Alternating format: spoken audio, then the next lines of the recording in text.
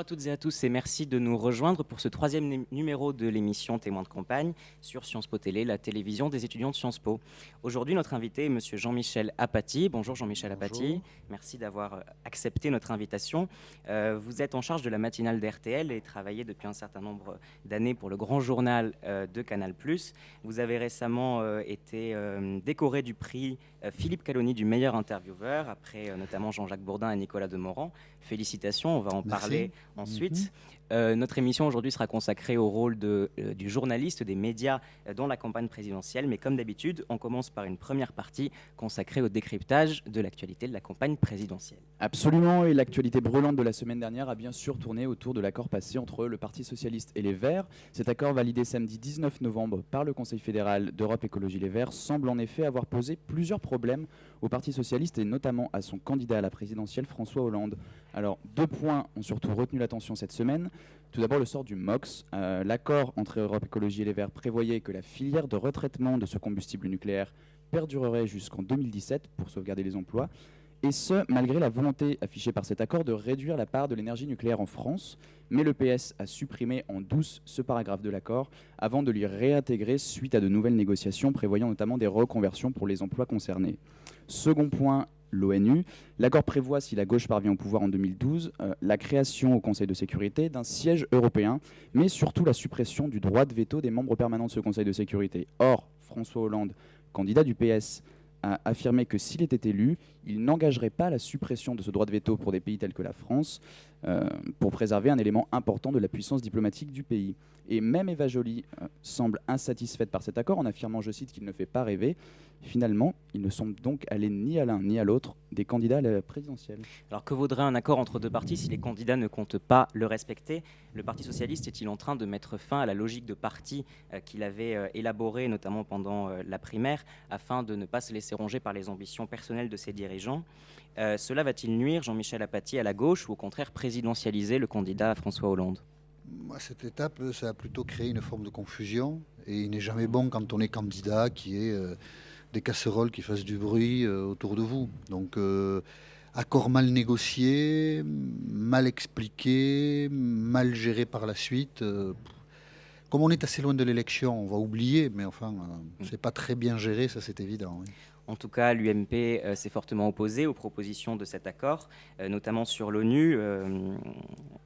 L'UMP a estimé que la réforme de l'ONU ferait perdre à la France un élément important de sa force diplomatique. Et sur le nucléaire, Nicolas Sarkozy, récemment en déplacement sur le site nucléaire de Tricastin, a déclaré que si les propositions du PS et d'Europe Écologie étaient suivies, on devrait, je cite, bientôt s'éclairer à la bougie.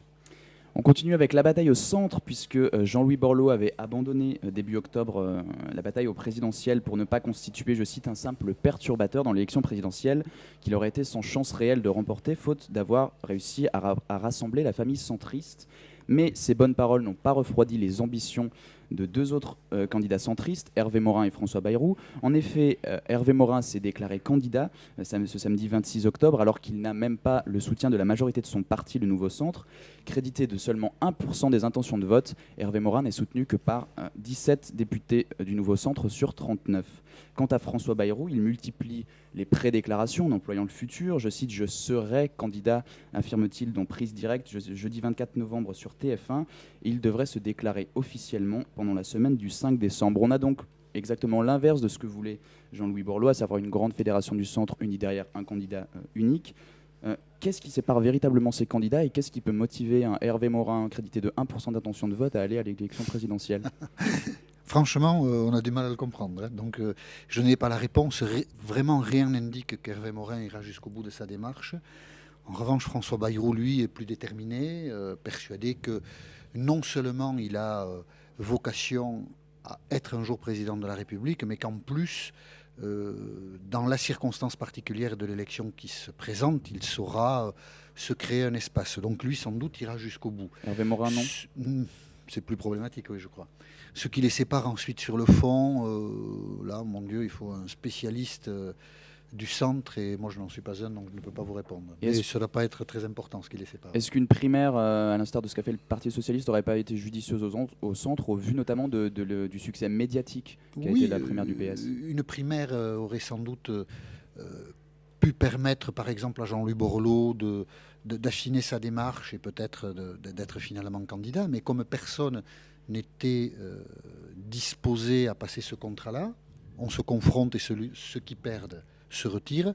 Du coup, la primaire ne pouvait pas avoir lieu. On ne peut pas faire une primaire tout seul. Il faut que ceux qui ont des ambitions similaires à la vôtre acceptent qu'un corps électoral vous départage. Et comme François Bayrou, notamment, menait sa démarche tout seul, en l'assumant ainsi, il ne pouvait pas, une primaire au centre ne pouvait pas être organisée. Donc du coup, Jean-Louis Borloo, faute de sentir des soutiens suffisants, s'est retiré. Et Hervé Morin, par entêtement, s'est présenté. Pas terrible. On passe au Front National. Oui, et les récentes propositions de Marine Le Pen sur son programme économique, elle propose une sortie immédiate de l'euro et la réinstauration d'un franc égal à 1 euro. Selon elle, pas de perte de pouvoir d'achat, contrairement à ce qui s'est passé lors du passage à l'euro. Mais elle propose aussi, juste après une dévaluation de ce même franc, première contradiction, le but serait de booster les exportations, mais les économistes s'accordent sur le fait que cela va en fait renchérir l'import, nos exportations n'étant pas assez hautes pour compenser le déficit de la balance commerciale. De plus, la dévaluation entraînerait une forte vague d'inflation généralisée, selon ces mêmes économistes. Donc au final, une perte du pouvoir d'achat. Ce programme non chiffré et très imprécis selon la plupart des économistes, qu'est-ce que vous en pensez, Jean-Michel Apathy ? On ne peut pas dire que l'euro aille très bien. Personne n'est certain que l'euro soit une monnaie durable aujourd'hui. Il y a 2 mois, quelqu'un aurait dit ça, ça aurait été très étrange. Personne ne sait non plus comment on abandonne une monnaie, on la remplace par une autre dans une situation de crise. Il faut beaucoup de temps. Techniquement, c'est très difficile. Quel impact a un changement de monnaie? Personne n'en sait rien non plus. Donc la proposition de Marine Le Pen est une proposition qui cadre bien avec l'aspect national du discours qui est le sien, mais dont la réalité ou le réalisme économique, évidemment, pousse plutôt à s'interroger qu'à être catégorique. Ceci dit, qui peut jurer que l'euro sera encore une monnaie de référence dans 6 mois? Ça. Alors Marine Le Pen affirme une nouvelle fois avoir du mal à réunir les 500 signatures de la part des maires, 500 signatures qui sont nécessaires pour concourir à l'élection présidentielle. Elle représente pourtant 18% des intentions de vote et a donc demandé au Premier ministre l'anonymat des parrainages pour éviter un éventuel sentiment de honte ou des pressions sur les maires lui apportant leur signature. On peut en tout cas se demander si, étant donné son importance dans les intentions de vote qui lui sont accordées aujourd'hui, il ne serait pas légitime au nom de la démocratie de la laisser concourir dans le cas où elle ne parviendrait pas à réunir le nombre suffisant de signatures. Mais d'un autre côté, ce refrain de la crainte de ne pas réunir les 500 signatures, le refrain sur les pressions honteuses qui pèseraient sur les maires, qui nous est un peu resservi par le Front National depuis 1995. Est-ce que c'est vraiment sérieux ou est-ce que c'est une stratégie électorale jouant finalement sur l'émotion? Non, je pense que c'est sérieux que le Front National a du mal à réunir les 500 parrainages. Il a tout le temps rencontré des difficultés, il doit en rencontrer cette fois-ci aussi.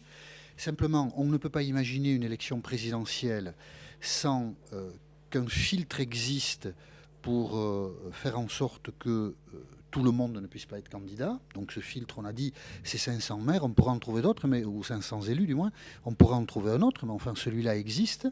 Donc filtre, il doit y avoir, celui-là. On ne peut pas imaginer par ailleurs des actes politiques anonymes, cachés. Si un maire parraine un candidat, il faut que la communauté qui l'a élu le sache. Il n'est pas possible que ce soit... Bien sûr, oui. Et par ailleurs, c'est là qu'on voit que la situation politique n'est pas facile, il serait effectivement anormal que la candidate du Front National soit écartée de l'élection.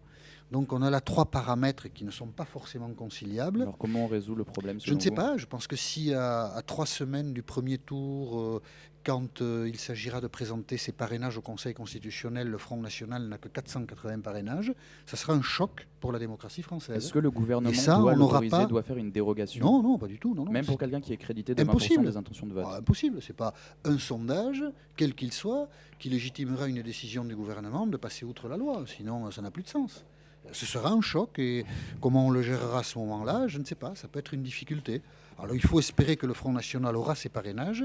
En 2007, il avait de mémoire 520 ou 530 parrainages, c'est-à-dire juste au-dessus de la limite. Donc le risque existe, mais peut pas, la loi existe, la loi a une logique. l'anonymat du parrainage est insupportable. Donc il faut naviguer entre toutes ces contraintes et espérer que Marine Le Pen aura ses parrainages, parce qu'elle doit effectivement faire partie de la compétition, mais on ne peut pas faire un passe-droit pour le Front National. Ça me paraît totalement impossible. Et quelle est selon vous la raison profonde de cet écart entre cette difficulté à trouver 500 signatures et les sondages qui sont très favorables à Marine Le Pen? Ça, c'est une excellente question. On a pris l'habitude de se culpabiliser par rapport au Front National. Il faut que le Front National s'interroge pourquoi des gens ont du mal à parrainer publiquement la candidate du Front National, pourquoi personne ne veut s'allier avec le Front National, pourquoi... Oui, ça, il faut que le Front National s'interroge et fasse évoluer dans son discours ce qui lui permettrait de concourir dans la compétition démocratique d'une manière différente de celle qu'il a choisie aujourd'hui. Mais est-ce que les médias ne doivent pas s'interroger sur la diabolisation peut-être qu'ils propagent aussi du Front National? Les médias ont beaucoup moins d'influence qu'on ne croit. Est-ce que ce sont les médias qui propagent la diabolisation, comme vous dites, quand on est confronté aux petites phrases de Jean-Marie Le Pen, à des provocations, à des... Non, je ne crois pas. Marine Le Pen est-elle plus acceptable sur les plateaux? Elle change beaucoup. Non, son père aussi était accepté. C'est pas le problème, ça. Son père aussi était accepté, mais son père a mis dans le débat des choses qui étaient tellement polémiques et tellement lourdement polémiques qu'il en a payé un prix élevé. Mais ça, c'est pas les médias. Les médias ont globalement une position, d'hostilité affichée au Front National. Bon, ça n'a pas empêché Jean-Marie Le Pen de se qualifier pour le deuxième tour d'élection présidentielle. Dans un moment où la production médiatique lui a été favorable, d'ailleurs. On a quand 2002 même beaucoup parlé d'insécurité, beaucoup de contenu qui... justement, rendait le Front National peut-être plus à même de résoudre certains problèmes. Je pense qu'on a toujours fait une erreur d'analyse sur l'élection présidentielle de 2002. Je ne sais pas si on peut le dire, mais l'erreur d'analyse est qu'au premier tour, et Jacques Chirac et Lionel Jospin ont fait de très mauvaises campagnes.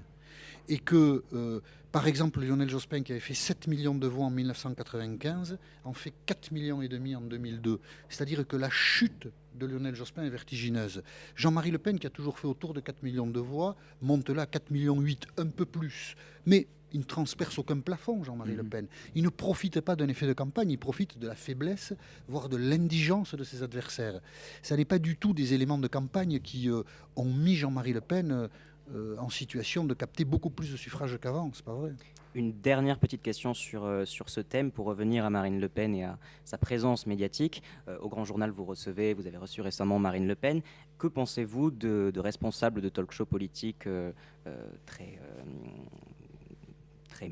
Oui, il y a Ruquier et Drucker. Voilà, je crois, Ruquier, qui refuse d'inviter Marine Le Pen. Est-ce que c'est dépassé comme discours? C'est difficile de théoriser un ostracisme, c'est toujours difficile. Donc ils le font parce que ce sont des personnalités fortes, qui font de fortes audiences, qui ont une popularité réelle. Ce n'est pas un effet de mode? Non, pas un effet de mode, non. Je crois que la mode, c'est plutôt de recevoir de manière assez tranquille, au fond, les représentants du Front National dans des émissions de débat politique. Voilà, c'est pas l'effet de mode. Enfin, je pense pas que le mot soit très approprié par ailleurs, mais il serait plutôt inverse. Là, c'est deux singularités et Ruquier et Drucker ne peuvent dire ce qu'ils disent que parce qu'ils ont des positions personnelles très fortes dans l'opinion publique. Mais on a du mal à théoriser, en fait. Pourquoi? On a du mal à la théoriser. Ils disent, voilà, Drucker notamment l'explique par son passé familial. Bon, on ne va pas lui opposer quelque chose, mais c'est très singulier, je pense. Est-ce que c'est bon pour la démocratie, tout ça, ou pas? Je pense que c'est assez indifférent. Il n'y a pas d'ostracisme aujourd'hui du Front National. Le Front National est présent dans toutes les grandes émissions politiques. On ne peut pas dire qu'il soit boycotté. Il y a ces deux émissions que vous citez, mais il n'y en a pas d'autres. Et aujourd'hui, le Front National se fait entendre, développe ses thèses. Il y a 15 ans ou 20 ans, c'était beaucoup plus difficile. Et ça n'empêchait pas les gens de voter pour lui quand même, pour le Front National. Donc. Jean-Michel Apathy, restez avec nous. On passe à la seconde partie.